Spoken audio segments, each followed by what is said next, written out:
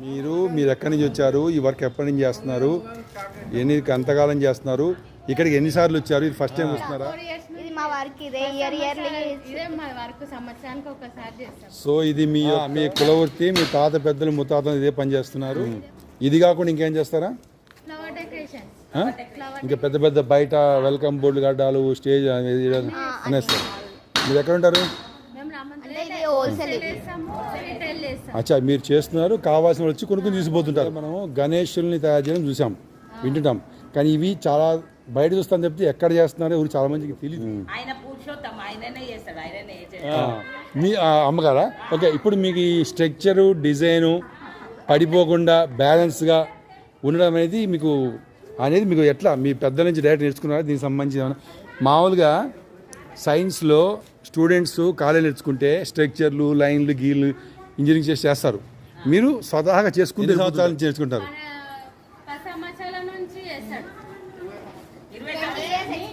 అంటే 10 ఏళ్ల వయసు నుంచి నేర్చుకుంటున్నాడు. ఓకే.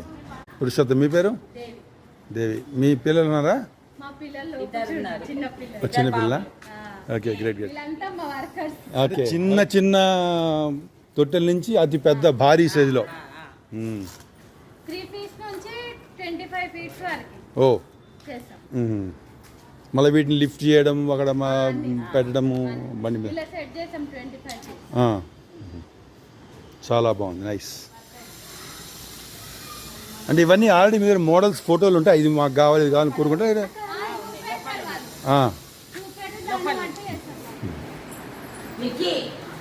ఒక్కొక్కటి చేయడానికి ఎంత టైం పడుతుంది?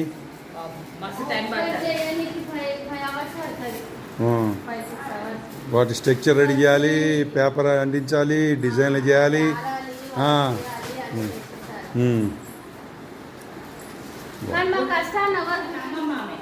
ఓ నేర్చుకున్నారు చిన్నప్పటి నుంచి. నమస్కారం అమ్మా. మన యొక్క కల్చర్ మొత్తం ఇట్లా కంటిన్యూ కావడానికి కారణం వాళ్ళే. గమ్ ప్రిపేర్ చేస్తున్నాడా టేస్ట్? సో ఈ విధంగా ఈ యొక్క కళని, ఆర్ట్ని కుటుంబాలతోటి పోషిస్తున్నారు, కాపాడుతున్నారు. ఇలాంటి వారికి చేయూతనివ్వడం మన యొక్క ప్రజలుగా మన కర్తవ్యం. అలాగే మన గవర్నమెంట్ కూడా ఎంకరేజ్ చేయాలి. సో వీళ్ళకి సీజనల్గా వర్క్ ఉంటుంది. కేవలము పండగల్లో ఇట్లా తొట్టెల నిర్మాణమే కాకుండా ఇవాళ కోరుకుంటున్నాము. సో కేవలం ఇట్లా పండగల్లో తొట్టె నిర్మాణమే కాకుండా అనేక రకాల ఇంటీరియర్ డిజైనింగ్ ఆర్ట్ వర్క్ చేస్తుంటారు, డెకరేషన్స్ అవి చేస్తుంటారు. వెదురు సంబంధించినటువంటి ఎటువంటి పని అయినా సరే వీళ్ళు హ్యాండిల్ చేస్తారు. సో ఆర్టికల్స్ కూడా చేస్తారు కదా, బుట్టలు, తట్టలు అన్నీ కూడా చేస్తారు. చిన్న పిల్లలప్పుడు పెద్దలతో కలిసి ఆడుతూ పాడుతూ పని చేస్తూ నేర్చుకుంటారు. అది ఆటోమేటిక్ ఇంట్రెస్ట్ వచ్చేస్తుంది. సో ఈ విధంగా వంశపారంపర్యంగా చేస్తుంటే డైరెక్ట్గా ఆర్టికల్స్ తీసుకోవడము, కట్ చేయడము, మైండ్లో డిజైన్ తయారు చేసుకోవడము, పర్ఫెక్ట్ స్ట్రక్చర్ తోటి, బ్యాలెన్స్ తోని డైమెన్షన్స్ని క్రియేట్ చేయడము వీళ్ళ యొక్క ఆర్ట్.